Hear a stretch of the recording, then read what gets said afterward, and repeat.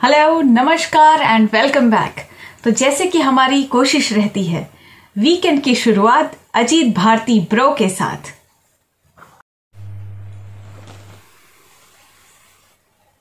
नमस्कार दोस्तों, मैं अजीत और आप देख रहे हैं डू पॉलिटिक्स। आज हम चर्चा करेंगे मध्य प्रदेश के एक आईएएस अफसर की, जिन्होंने ज्ञान देते हुए विवेक अग्निहोत्री को कहा है अपने ट्वीट के माध्यम से कि उनको जो भी कमाई हो रही है उस कमाई से, कश्मीर फाइल्स वाली कमाई से, कश्मीरी पंडितों के बच्चों के एजुकेशन और इन सब पे उनको दान कर देना चाहिए, ये कहा है। और दूसरा एक ट्वीट उन्होंने किया है कि ठीक है, कश्मीरी पंडितों का, ब्राह्मणों का दर्द जो है भारत ने देख लिया।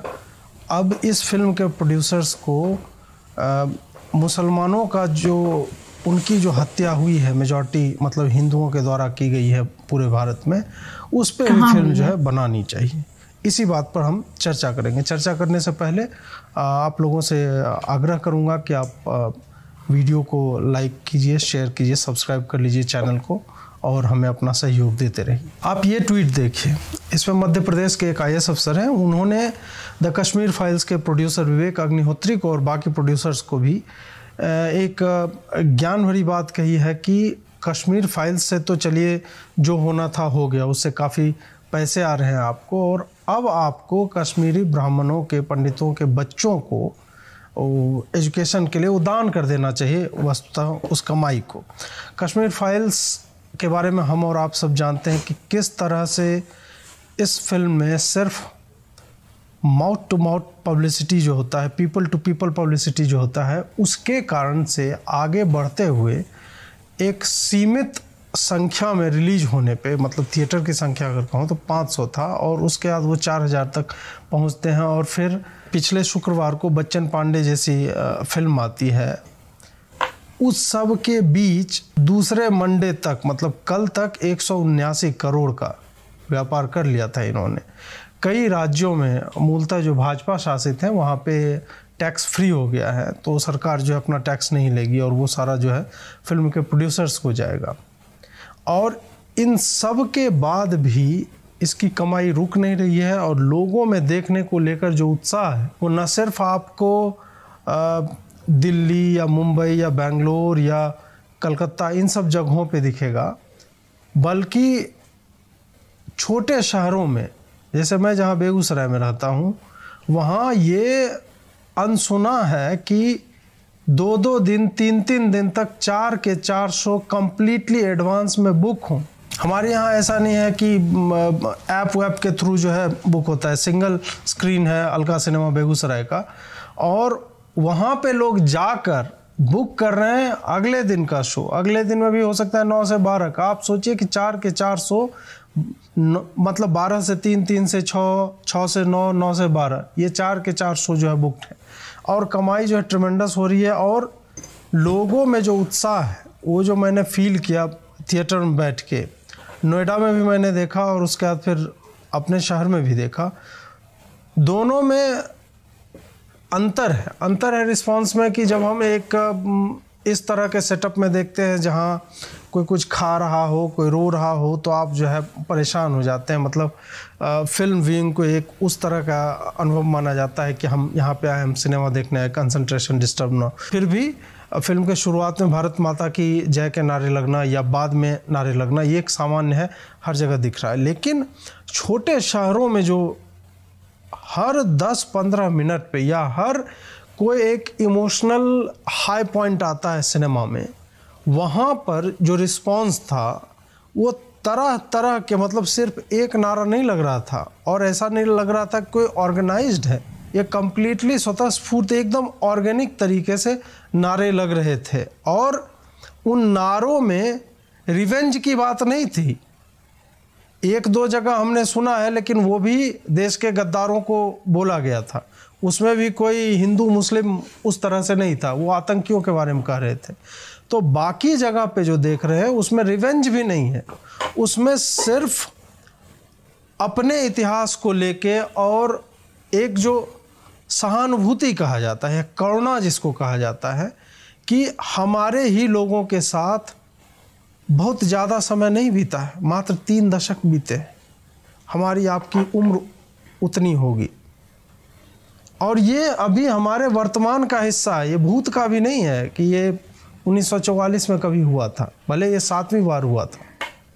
तो वो दिखाता है कि लोगों का प्रेम कितना है। और तब फिर ये जो इकोसिस्टम है वो फिर आता है हरकत में, और फिर उससे इस तरह की बातें आने लगती हैं कि आप जो है कश्मीर फाइल से जो कमाई आ रही है दान कर दीजिए।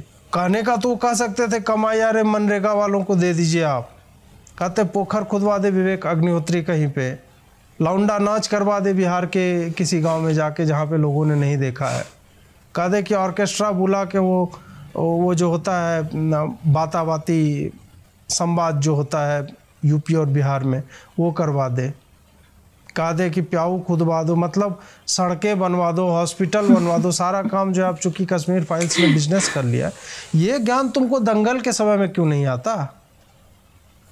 ये ज्ञान आमिर खान शाहरुख खान से तो नहीं मांगते आप पैसा। ये ज्ञान तुमको शाहरुख खान की कोई फिल्म आती है घटिया सी चेन्नई एक्सप्रेस, उस पर क्यों नहीं आता? अक्षय कुमार करता है, उस पर क्यों नहीं आता? ये एक्सक्लूसिव इस फिल्म के लिए क्यों आ रहा है ये ज्ञान? तो ये सोचने की बात है। और रिहेबिलिटेशन का काम फिल्म मेकर का नहीं होता, ये सरकार का है। ये काम मोदी जी का है, केंद्र सरकार का। और वहाँ जो सरकार अब बनेगी, अभी तो एलजी हैं, जम्मू कश्मीर में जब अगर विधानसभा फिर से आती है, वहाँ फिर से चुनाव होते तो उनका है। तो ये भार आप विवेक अग्निहोत्री पे क्यों दे रहे हैं, या किसी फिल्म मेकर पे समाज सेवा का क्यों देते हैं? हमें यह बात समझनी होगी कि फिल्म मेकिंग का उद्देश्य क्या होता है। पहला उद्देश्य होता है पैसा बनाना, दूसरा होता है डॉक्यूमेंटेशन का, अगर इस तरह की फिल्में हो तो। क्योंकि कहा जाता है साहित्य समाज का दर्पण है और फिल्म भी एक विजुअल लिटरेचर है। तो जब हम फिल्में बनाते हैं तो हम आने वाली पीढ़ियों के लिए बनाते हैं, क्योंकि उनके लिए लाइब्रेरी में जाके हो सकता है सारे इतिहास को समेटना, अगर वो इतिहासवेत्ता नहीं है, इतिहासविद नहीं है, उसमें शोध नहीं कर रहे हैं, तो उनके लिए थोड़ा एक दुष्कर कार्य होता है। तो इस कारण हम क्या कहते हैं, फिल्म में एक कहानी के माध्यम से जो है उन घटनाओं को हम बताते हैं जो सत्य हो सकती हैं, असत्य हो सकती हैं, लेकिन उस तरह के भाव चल रहे होंगे। तो आप बाबरी डेमोलिशन पे जब राम के नाम पे बनता है तब तो बड़ी खुशी होती है आपको, तब नहीं कहते हैं कि इस फिल्म से जो हुआ वो जाके बांट देना चाहिए किसको। उसमें कौन मरे थे? गोधरा पे जो इतनी कमाई की मीडिया वालों ने, बेच बेच के लोगों ने किताब लिखे और लगातार चलता रहा, तो 59 कार सेवकों के घर वालों, उनके तो हम नाम नहीं जानते, हम नाम ही नहीं जानते, तो उनके बच्चे कहाँ गए, क्या कर रहे हैं, हमें क्या पता? उस पर तो कोई नहीं उठता है। एक नरसंहार तो हुआ नहीं है। हमारी तो मतलब पिछले 60 साल में हम इतने ज़्यादा गिना देंगे, हमारे आज़ादी के समय से इतने नरसंहार हुए हैं, और सबके सब हिंदुओं के हुए हैं। हम तो आपको पिछली सदी, उससे पहले की सदी, वो जो मोहम्मद बिन कासिम से लेके अभी तक का हम गिनाने लगे तो हमारी तो आधी जनसंख्या मार दी गई थी। उनके बच्चे कहाँ हैं? उनकी फिक्र क्यों? बच्चे तो छोड़िए, फिक्र तो छोड़िए, पैसा तो छोड़िए, उनकी कहानी कोई कहता है तब आपको समस्या होने लगती है कि वो तो बहुत बीती बात होगी, उस पर चर्चा करने। मतलब आप हा हसन हा हुसैन करते हैं, हर साल याद करते हैं करबला की, वो सही है, वो आप भुलाए नहीं भूलते। आप बद्र की लड़ाई की बात करते हैं और तमाम उन लड़ाइयों को जो मोहम्मद लीड कर रहे थे। और यहाँ पे लड़ाई भी नहीं है, पॉलिटिकल असैसिनेशन है, जेनोसाइड है। लड़ाई में तो कम से कम हम जानते हैं ना कि हम लड़ने जा रहे हैं, हमारे सामने दुश्मन होगा और हम मार काट करेंगे। कहते हैं मतलब युद्ध में हर एक चीज़ जायज़ है।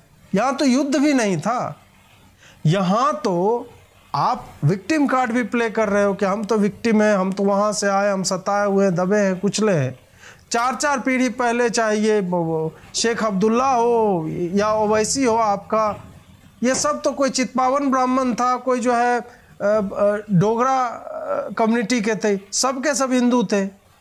जिन्ना जितने तुम्हारे महान मुसलमान नेता हैं, 4 जनरेशन पीछे चले जाओ, हिंदू ब्राह्मण निकलेगा। और वो अपनी जड़ों को त्याग कर ये मार काट मचा रहा है और ऐसे आईएएस ऑफिसर ये ज्ञान दे रहे हैं कि उसका डोनेट कर दो जाके कश्मीर फाइल्स की कमाई को। फिल्म मेकर डॉक्यूमेंट करता है, फिल्म मेकर उन मुद्दों को, जब इस तरह की फिल्में बनती हैं तो जो नकारे गए उसको लाने की कोशिश करता है, या फिल्म मेकर अगर वो ड्रामा है, रोमांटिक है, कोई फिल्म है, कॉमेडी है, तब वह आपके मनोभावों को, जैसे नव रस की बात होती है, 9 तरह के रस होते हैं जब हम नाटक की बात करते हैं या फिल्म मेकिंग में उसको ट्रांसफ़र कर लीजिए, तो वो हमारे उन भावों को अपील करता है, हमें उन सारे रसों की उत्पत्ति करता है। करुण रस हो सकता है, वात्सल्य हो सकता है, विभत्स हो सकता है, तमाम तरह के हास्य हो जाएगा, इन सारे रसों, तो वो आपको इमोशनली जोड़ता है। इसमें भी, इस फिल्म में भी विभत्स रस है। जब हम फिल्म देखते हैं तो हम इन भावनाओं के माध्यम से जुड़ते हैं। तो विवेक अग्निहोत्री का काम वो प्याऊ खुदवाना और कुआं खुदवाना या ये सब नहीं है कि एजुकेशन फाइनेंस करे, वो काम सरकार का है, सरकार करेगी। अब ये आईएएस ऑफिसर दूसरा भी एक ट्वीट करता है कि ये तो हो गया, दुख दर्द सब जान लिया हमने। और देखिए इस ट्वीट में 2 बातें हैं। एक तो इसका मूल विषय जो है कि मुस्लिम लोगों की जो हत्याएं हुई हैं, हमें उन पर भी फिल्में बनानी चाहिए। तो क्या उन पर फिल्में नहीं बनी हैं? उन पर फिल्में बनी हैं। आज तक तो हम वही भोग ही रहे हैं कि अपवादों को उदाहरण बना के न सिर्फ फिल्म बनता है बल्कि पॉलिटिकल कैंपेन्स डिज़ाइन किए जाते हैं और आप पूरे विश्व में भारत की छवि बर्बाद करते हैं। पूरा इंटरनेशनल प्रोपेगेंडा चलाते हैं। जुनैद हो गया, तबरेज हो गया, ये सब वो आपस में लड़ाई में मारे गए हैं, जो सामाजिक अपराध का शिकार थे, और उसको आपने इस तरह से दिखाया कि हिंदू नंगी तलवारें लेके घूम रहा है और मुसलमान को जहां देखता है वो काट देता है। दूसरी बात जो है इस ट्वीट में, वो कहने का तरीका है कि ठीक है, कश्मीरी ब्राह्मणों का दर्द तो जान लिया, अब आगे सिर्फ एक फिल्म से, 2.5-3 घंटे की फिल्म से हमने कश्मीरी ब्राह्मणों का दर्द जान लिया। यही वो तरीका है जिससे आप नरसंहारों को ट्रिवियलाइज करते हैं, उनकी उपेक्षा करते हैं, उसको छोटा बनाते हैं। आप शुरू ही करते हैं कि ठीक है, हाँ आप जान लिया। आप जितने ये लेफ्टिस्ट हैं, वामपंथी हैं, सब के आप ट्वीट देखिए, अभी कम से कम ये बात है कि ये स्वीकार रहे हैं कि हाँ ये हुआ था। वरना ये पलायन जैसे शब्द में इतने बड़े नरसंहार को, जनसंहार को, ये पलायन जैसे छोटे शब्द में समेट के उसकी उपेक्षा करते रहे। ये भी एक तरीका है कि नॉर्मलाइज कर दीजिए कि हाँ हो गया, अब क्या कर सकते हैं। ये बहुत ही सोची समझी रणनीति के तहत होता है, ये योजनाबद्ध तरीके से होता है कि हमें बड़े से बड़े नरसंहार को, कि हाँ गोधरा में वो जला दिया, लेकिन उसके बाद जो हुआ, हम लेकिन और उसके बाद जो हुआ उस पर क्यों जाए? पहले ये बताओ ना कि 59 लोगों को कौन जला देता है यार?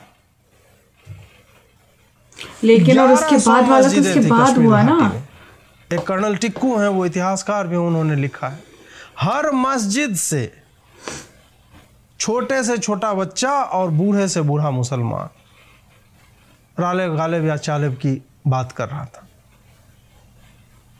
कन्वर्ट हो जाओ, भाग जाओ या मारे जाओ। ऐलान हो रहे थे मस्जिदों से, इनके मेल्स को मार दो या भागने दो, इनकी औरतों को रखो पकड़ के। क्या है उसकी जड़ में? और तुम कहते हो कि नहीं ये तो हो गया, अब आगे बात करते हैं। मुसलमानों को भी मारा, कब मारा है मुसलमानों को इतने तय तरीके से? किस रेजिम में? पूरे भारत का इतिहास उठा के बता दो, पूरे भारत का मैं बता रहा हूं। जब तक कोई दंगा ना हुआ हो, दंगा होता है तो वस्तुतः 2 समुदाय के बीच युद्ध की स्थिति होती है। मुझे बता दो, पूरा इतिहास पढ़ा हुआ है, 1400 सालों का इतिहास उठा के देख लो कि किस राजा ने, किस हिंदू राजा ने, किस पॉलिटिकल डिस्पेंसेशन ने पूरे भारत में, आधुनिक भारत या फिर चले जाओ और पीछे चले जाओ, मध्ययुगीन काल में चले जाओ, कि कभी भी किसी भी मुसलमान नहीं, यमन जो भी हैं तब के, मैं चाणक्य के समय की बात कर रहा हूं, कि किसी भी पॉपुलेशन का नरसंहार किया कहीं भी, एक उदाहरण नहीं है ऐसा, एक उदाहरण नहीं है। लेकिन हमारे पास पिछले 7-8 दशकों में मोपला है, मरीझापी है, डायरेक्ट एक्शन डे है, नोआखाली है, ये सब बड़े बड़े जेनोसाइड्स हैं। लाहौर में जो हिंदुओं के साथ हुआ, ढाका में जो हिंदुओं के साथ हो रहा है, पाकिस्तान में जो हिंदुओं के साथ आज भी हो रहा है, कश्मीर में जो हुआ, कलकत्ता में जो माहौल बन रहा है, केरल में जो आज भी माहौल बन रहा है, ये सब के सब पॉलिटिकल जेनोसाइडल स्टेप्स हैं। ये वहीं पे पहुंचने वाले हैं।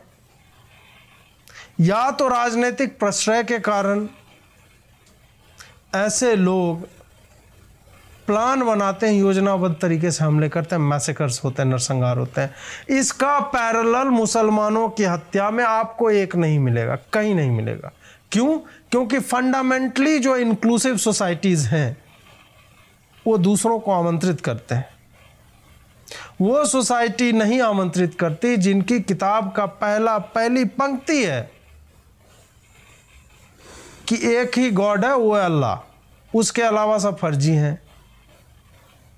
और जहां पे नॉन बिलीवर्स के मैसेकर की बात लगातार की गई हो, जस्टिफाई की जाती है, ये आपको हिंदुओं की किताब में नहीं मिलेगा।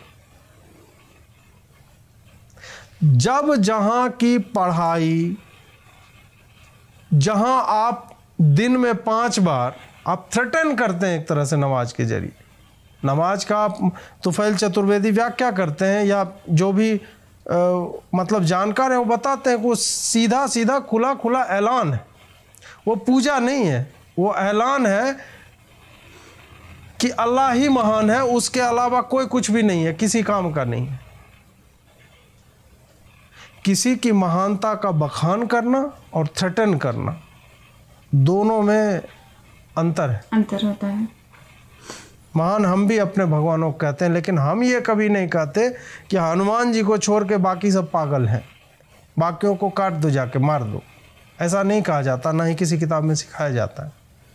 तो जब उस तरह की थॉट प्रोसेस होगी ही नहीं धर्मावलंबियों की, तो उसके राजा भी उस तरह के काम नहीं करेंगे कि उन्हें मुसलमानों का एक गांव दिखा, बोला कि आग लगा दो पूरे गांव में। एक इंस्टेंस नहीं है इतिहास में, कहीं नहीं है। इसलिए जब कहा जाता है कि हाँ विवेक अग्निहोत्री को मुसलमानों के भी हत्याओं पे बनानी चाहिए फिल्म, बना विवेक अग्निहोत्री क्यों बनाएगा? आप बनाइए ना, आपके पास पैसों की कमी है क्या?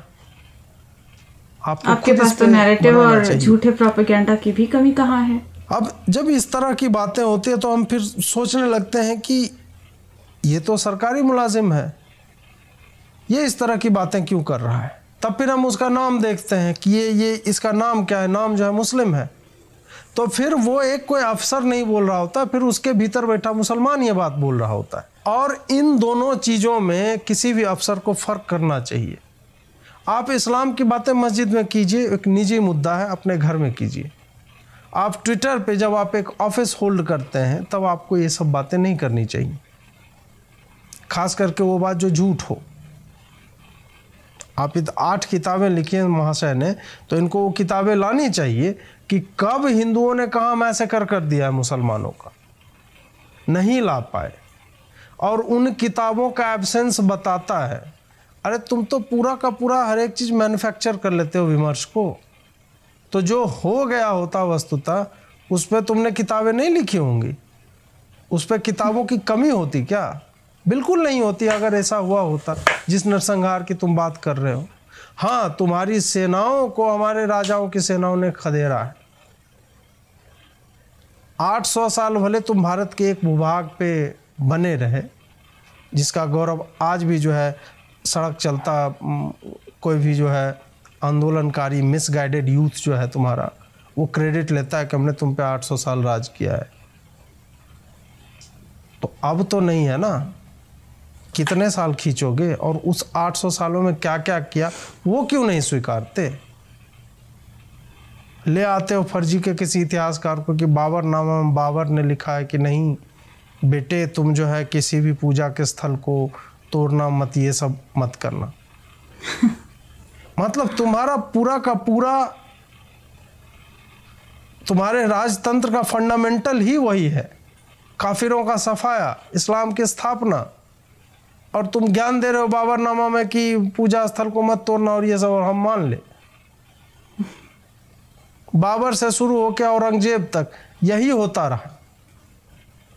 नहीं होता तो उत्तर भारत के मंदिर भी उतने ही समृद्ध और उतने ही अच्छी अवस्था में होते। उसके लिए किसी अहिल्याबाई होलकर को जीर्णोद्धार के लिए जो है बार बार जन्म नहीं लेना पड़ता। अब प्रश्न यह है कि ये इकोसिस्टम इतना ज़्यादा बौखलाया हुआ क्यों है, और बौखलाहट में न सिर्फ पहले तो डिनाई कर रहा था, फिर मैन्युफैक्चर कर रहे हैं कि नहीं भाजपा जो है समर्थन दे रही थी, तो भाजपा से ज़्यादा सीटें तो कम्युनिस्टों की थी।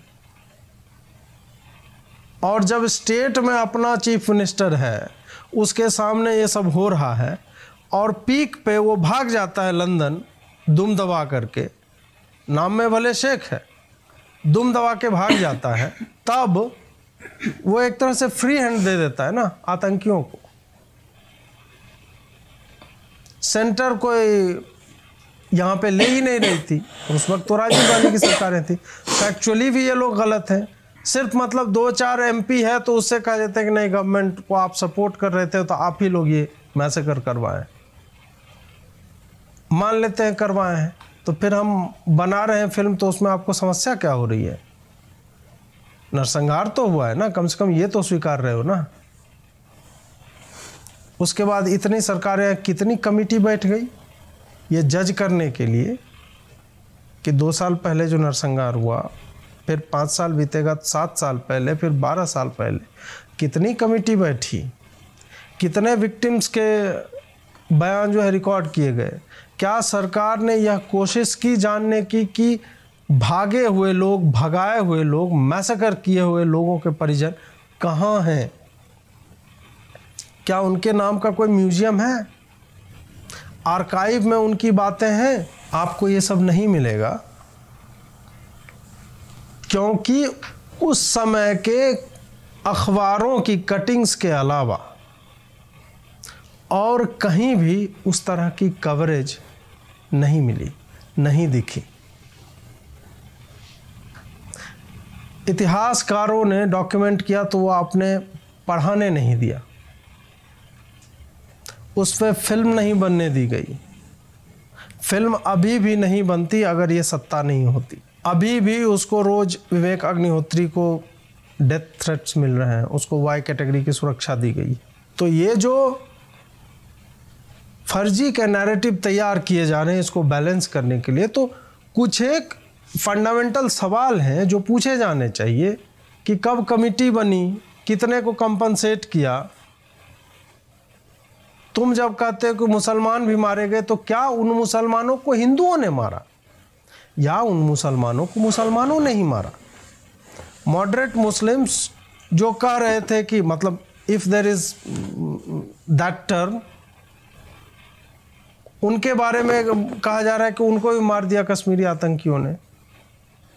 तो ये आप अपने आप से पूछो ना कि उनके नारे क्या थे, नारा तकबीर क्या था, अल्लाह अकबर। वो क्या इंडिविजुअल्स माइक से अनाउंस कर रहे थे या फिर मस्जिदों से आ रहे थे? मस्जिद क्या होता है? धार्मिक स्थल है, मजहबी स्थल है, वहाँ मजहब के लोग इकट्ठा होते हैं, तो उसको तो सर्वव्याप्त सामाजिक मान्यता मिली हुई थी। आप इसको कैसे कह सकते हैं कि नहीं वो आतंकियों का काम? नहीं नहीं नहीं, वो समाज का काम था, आतंकियों का नहीं। पूरा समाज आतंकी हो चुका था। तो आप इस तरह के डिनायल में और इस तरह के फॉल्स इक्विवेलेंसेस क्रिएट करते रहें कि नहीं नहीं उनको भी मारा गया और बाकी जगह भी मुसलमान भी मारे जा रहे हैं। बात उस पर नहीं है, बात इस पे है कि ये जो हुआ उस पे किस सरकार ने क्या काम किया, उस पे किस सरकार ने सुप्रीम कोर्ट के उस ऑर्डर को चुनौती दी कि आप क्यों नहीं इस पे कमेटी बनाओगे, इस पे क्यों नहीं केस चलना चाहिए, और रिस्पॉन्सिबिलिटी फिक्स होनी चाहिए कि किसका गवर्नर था, वो कहाँ था। कौन सी सरकार थी, वो कहाँ भाग गया, क्यों भागा, केंद्र क्या कर रही थी, डीजीपी क्या कर रहा था वहाँ का, ये सारी चीज़ों को अकाउंट में लेके ये आपको देखना पड़ेगा। अपने सुप्रीम कोर्ट से भी सवाल पूछिए, हाल ही में उन्होंने बोला कि नहीं नहीं हम जो है पुराने जख्म नहीं पूरे देंगे, ये है। और आपको जानकर आश्चर्य होगा कि आज भी ट्रायल्स चलते हैं अगर कोई नाजी पकड़ा जाता है जो हिटलर की सेना में था, आज भी चलता है उस पर ट्रायल, और एक एक को हंट करके लाया जाता है टू द बुक्स और बोला जाता है तुम अपनी कहानी सुना उसी क्रूरता के साथ जैसे तुम मार रहे थे। बात रिवेंज की नहीं है। ऐसा नहीं है कि कश्मीर फाइल्स देखने के बाद जो है हिंदू उन्मादी हो रहा है और जाके मुसलमानों को काटता फिर रहा है, एक भी इंसिडेंट नहीं है। इसके उलट मुसलमान जरूर चाकू मार रहे हैं। कुशीनगर की एक घटना है, लड़ाई झगड़ा स्टूडियो में, सिनेमा हॉल में मुस्लिम ही कर रहा है, क्यों, ये सवाल है। हिंदुओं में रिवेंज की, बदले की भावना नहीं है इस फिल्म को देखने के बाद भी। ये तो अगर ये झूठ होता तो ये लोग क्यों इतना चिल्ला रहे हैं? जो तुम्हारा वर्तमान है, जो कुछ समय बाद इतिहास बन जाएगा, उसकी डॉक्यूमेंटेशन नहीं हुई, उसके बारे में तुम्हें पता नहीं, उसके बारे में तुमने जानने की कोशिश नहीं की। जो हमारी पीढ़ी है, जो 30 साल की है, 20 साल की है, 25 की है, 15 की है, स्कूलों में जा रही है, ये उनके इतिहास बोध के लिए है। जो 40 साल के हैं तो उनके तो समय की बात है, उनके टाइम में हुआ था, या 40 नहीं तो 45-50 वाले तो उस वक्त तो पढ़ने लिखने लायक रहे होंगे, उस वक्त तो अखबारों में कवरेज भी हो रही थी, तो वो तो नहीं कह सकते कि उनके लिए एक शौक था। शौक तो बाकी के जनरेशन के लिए है जिसे स्कूलों में भी इसे पढ़ाया नहीं गया। शत्रुबोध के लिए है कि आपको पता होना चाहिए कि वो क्या क्या स्टेप्स हैं, वो क्या क्या चीज़ें होती हैं जब इस तरह का एक वातावरण तैयार होता है, क्या क्या छोटे छोटे इशारे होते हैं, संकेत होते हैं जिन्हें देख के आपको संभल जाना चाहिए। इस बोध के लिए, शत्रुबोध के लिए आपको ऐसी फिल्में देखनी चाहिए या इस तरह के नैरेटिव्स में भाग लेना चाहिए। इसमें कोई किसी को मारने की नहीं, इसमें सबसे पहले तो अपने जान बचाने का भाव आप में आना चाहिए कि अगर आपके आसपास हो रहा है तो आप अपने सर्वाइवल के लिए क्या कर सकते हैं। नहीं करेंगे तो क्या होगा, ये तो आपके सामने दिखाया जा रहा है। जब धंधा होता है, व्यवसाय होता है, फिल्म मेकिंग एक धंधा है। इसमें मैं ये नहीं मान रहा कि विवेक अग्निहोत्री बड़े मतलब धर्म योद्धा है और वो धर्म की ध्वजा लेके दौड़ रहे हैं, ऐसा कुछ नहीं। इस तरह के भ्रम में हमें आपको नहीं जीना चाहिए। जब पैसा आता है तो अक्षय कुमार राष्ट्रवादी हो जाते हैं, उन्हें वो ट्रिक पता चल जाती है किस तरह की फिल्में बनाने से पैसे आएंगे। उसी तरह विवेक अग्निहोत्री का भी धंधा है, ये पैसे उनके कमाने। हाँ, इस धंधे के बाद वो आगे क्या करते हैं हमें वो देखना होगा कि क्या वो इसी तरह की फिल्में बनाते हैं। अच्छी बात है, उससे भी धंधा ही होगा, उससे भी उनके पैसे ही बनेंगे। तो उस हिसाब से अगर देखा जाए, या उनके मन में एकदम हो कि नहीं हमको समाज सेवा करनी है, मैं जो है रिस्क लूँगा, इस तरह की बनाएंगे, बहुत अच्छी बात है, बनानी चाहिए उसमें भी। लेकिन मूलतः इसे प्योरली इस तरह से देखिए कि जब फिल्म मेकिंग में पैसा आने लगेगा किसी एक विचारधारा के अलाइंड फिल्मों के लिए, तब उस विचारधारा के लिए और फिल्में बनने लगेंगी। ये सीधा प्रिंसिपल है इकोनॉमिक्स, सीधा।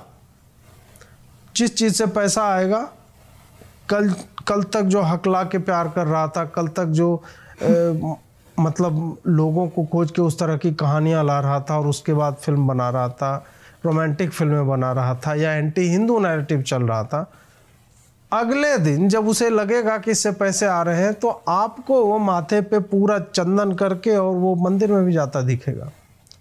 आपको हर फिल्म में भगवान नज़र आने लगेंगे, आपको हर फिल्म में भक्त और भगवान के बीच का संवाद आपको दिखने लगेगा और ये सॉफ्ट चीज़ें डलने लगेंगी, क्योंकि उनको पता है कि फिल्मों में हम क्या क्या कहाँ कहाँ डालेंगे तो हिंदू फिल्म देखने आएगा। पर्पस उनका पैसा कमाना है, लेकिन इसी से कहीं ना कहीं हिंदू समाज का हित भी सधता है। दो तरीके से, एक तो आपकी बात अब हो रही है तो फिल्म जो होता है पॉपुलर कल्चर का एक हिस्सा होता है, तो उसमें स्वतः लोग जो है उसकी तरफ देखने लगते हैं, उससे प्रभावित होने लगते हैं। और दूसरा, वो फिल्में जो पाताल लोक की तरह आती है, जिसमें एक ब्राह्मण को जनेऊ कान पे डाल के और बलात्कार करते हुए या व्यभिचार करते दिखाया जाता है, या मंदिर में मांस पका के वैष्णवों के मंदिर में खाते हुए दिखाया जाता है, उस तरह की घटना होती है। कुतिया का नाम सावित्री रखा जाता है। आर्यावर्त जैसी परिकल्पना होती है कि वो एक डिक्टेटोरियल स्टेट है, उसमें हिंदुओं के झंडे का प्रयोग किया जाता है। तो वैसे लोग, वो एक वेव चलेगा और उसके बाद वो शांत हो जाएंगे क्योंकि उनको पैसे नहीं मिलेंगे। अब देखिए ना कि आमिर खान भी, चूंकि उसकी फिल्म आने वाली है, उसको पता है, तो वो बोल रहा है कि मैंने नहीं देखी है लेकिन देखना चाहिए कश्मीर फाइल्स। क्यों कह रहा है वो? उसे पता है कि लाल सिंह चड्ढा का क्या हाल होने वाला है। अब लोग, वही लोग जो इनकी फिल्मों को 500 करोड़ 700 करोड़ दिलवाते थे, वही लोग अब इनकी फिल्में देखने नहीं जा रहे हैं। ये बदलाव है, और ये बदलाव कोई विवेक अग्निहोत्री लेके नहीं आया, उसी बदलाव में एक कड़ी है वो। ये स्वतः धीरे धीरे वामपंथियों ने और इन फिल्मकारों ने अपने आप को इतनी निर्लज्जता से सामने रखा इन्होंने कि अब लोग पक चुके हैं, लोगों को सब कुछ दिखने लगा और लोग अब उस मोड में आ गए कि नहीं भाई, हमें देखनी ही नहीं है तुम्हारी फिल्म, तुम कितनी भी अच्छी फिल्म बना दो, इसमें अगर ये व्यक्ति है जिसने पहले ये बयान दिया था, हमें नहीं देखनी है। अब इस लेवल पे चल रहा है। तब वही कि धंधा अब नैरेटिव को इन्फ्लुएंस करेगा, क्योंकि मनी जो है, मनी रूल्स, पैसे से सब कुछ चलता है। इसका दूसरा एस्पेक्ट जो है वो यह है कि हमने कश्मीर फाइल्स के बहाने यह देखा कि कैसे जनभावना जब एक विस्तार ले लेती है, वृहद रूप लेती है, सर्वव्याप्त हो जाती है, हर जगह से दिखने लगता है, तब वो पॉलिटिक्स को इन्फ्लुएंस करती है, डिसीजन मेकिंग को इन्फ्लुएंस करती है। टैक्स फ्री होना पॉलिटिकल डिसीजन मेकिंग में इन्फ्लुएंस डालना नहीं है। डिसीजन मेकिंग में इन्फ्लुएंस है कि आपको प्रधानमंत्री के साथ वो व्यक्ति दिखता है, आपको योगी जी के साथ वो व्यक्ति दिखता है, उस फिल्म का क्रू दिखता है। सरकारें मंचन कर रही हैं, सरकारें अपने अफसरों को बोल रही है कि छुट्टी लेके आप एक दिन जाइए और देखिए इस फिल्म को। अब ये धीरे धीरे, अब कर्नाटक के हिजाब वाले मामले को आप ले लीजिए कि उसमें लोगों का समर्थन इस तरह से मिला कि सरकार ने कह दिया कि नहीं, अब हम री एग्ज़ाम नहीं लेंगे उनका, जिन्होंने एग्ज़ाम देने से मना कर दिया था, जबकि सरकार ने कहा था कि आपको एग्ज़ाम देना चाहिए, और वो आंदोलन में व्यस्त हो गए थे। जन आंदोलन बना फ्री टेम्पल मूवमेंट, तो कर्नाटक ने अपने अधिकार क्षेत्र से उससे बाहर किया अपने स्टेट के मंदिरों को। इसी तरह की भावना जब उठेगी और वो एक कोहेसिव फॉर्म में आएगी, एक जगह इकट्ठा होगी, तभी वो राजनीतिक गंभीरता का मार्ग प्रशस्त करेगी। तभी नेता इन चीज़ों को सीरियसली लेना शुरू करेंगे। तभी उनको लगेगा कि एक फिल्म के लिए जब लोग इतने इमोशनल हो जाते हैं, तो हम एक्चुअल में उनके लिए काम करेंगे, उनके हितों में काम करेंगे। तब उनकी पॉलिटिकल कैपिटल कितनी बड़ी होगी, कितनी बनेगी। आशा है कि आपको ये वीडियो अच्छा लगा होगा। लाइक, शेयर और सब्सक्राइब कीजिए। बहुत बहुत आभार। नमस्कार। अजीत जी के विश्लेषण से मैं 100% सहमत हूं। बिल्कुल परफेक्ट एनालिसिस है उनका। लोकतंत्र में जनता ही राजा होती है। तो जैसे कि अभी बॉलीवुड को पता चल रहा है कि क्या चीज़ जनता को पसंद आ रही है, जैसे उनको ये रियलाइज हुआ कि अब एंटी नेशनल प्रोपेगेंडा उनका नहीं चलेगा। अगर वो एंटी नेशनल बने रहे तो जनता उन्हें रिजेक्ट कर देगी, उनके खाने पीने के लाले बढ़ जाएंगे। आपने जैसे देखा होगा 2014 से अक्षय कुमार कैसे all of a sudden nationalist, patriot सब बन गए थे, और अब धीरे धीरे बाकी सब भी उसी रास्ते पर आ रहे हैं। आमिर खान का इन्होंने जैसे बताया, और आमिर खान के अलावा करण जौहर का भी आपने देखा होगा, even he was praising PM Modi. तो उनको भी समझ में आ रहा है कि अब उनका ये नैरेटिव वॉरफेयर जो अब तक उन्होंने चला रखा था, वो अब नहीं चलने वाला। अब अगर आप एंटी नेशनल हो तो जनता आपको लात मार के भगा देगी। सरकारों के साथ भी सेम चीज लागू होती है। अगर सरकार, दो चीजें हैं, या तो सरकार आपके सपोर्ट से एनकरेजमेंट पाकर आगे बढ़ेगी, आपके लिए काम करेगी, या फिर अगर सरकार आपकी इतनी फेवरेबल नहीं है उस स्टेट में, तो भी जब आपका भय दिखेगा, भय बिन हो ही न प्रीति, तो उस सिचुएशन में अगर सरकार फेवरेबल नहीं है तो भी जब आपका भय दिखेगा, जब उसको ये पता चलेगा कि नहीं, अगर हमने एंटी नेशनल एजेंडे को बढ़ावा दिया, एंटी हिंदू काम किए, तो हमको आगे जाके वोट नहीं मिलेंगे और हमें उखाड़ फेंका जाएगा, तब वो आपके हित में जो काम है, जो उसे सही काम करने चाहिए, वो करेगी। वीडियो को प्लीज लाइक, शेयर और सब्सक्राइब कीजिएगा। वंदे मातरम।